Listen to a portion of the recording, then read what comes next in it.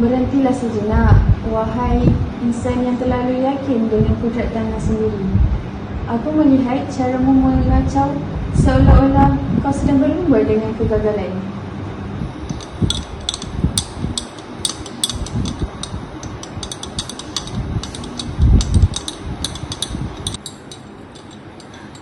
Jangan kau kacau saat genting ini.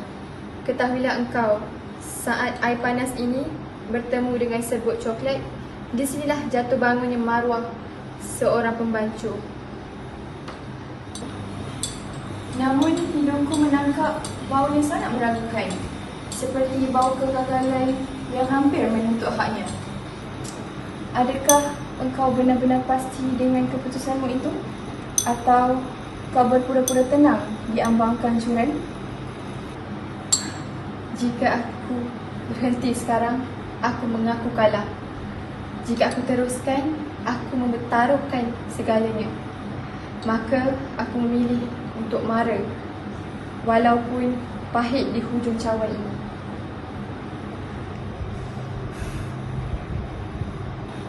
Ingatlah sahabatku, andai hasil ini mengecewakan, bukan lidahku sahaja yang terluka, tetapi kepercayaan aku kepadamu juga akan berkecai.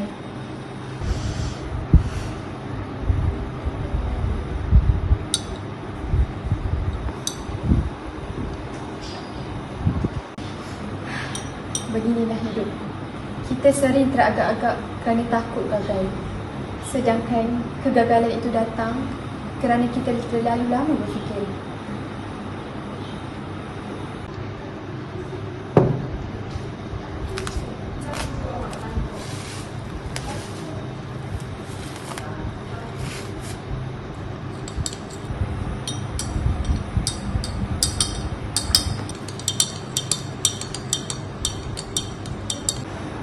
Andai ya manis, terimalah sebagai bukti kepercayaanmu tidak sia-sia terhadapku.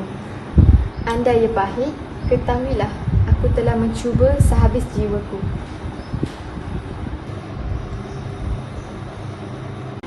Tiada jalan untuk engkau berpatah kini.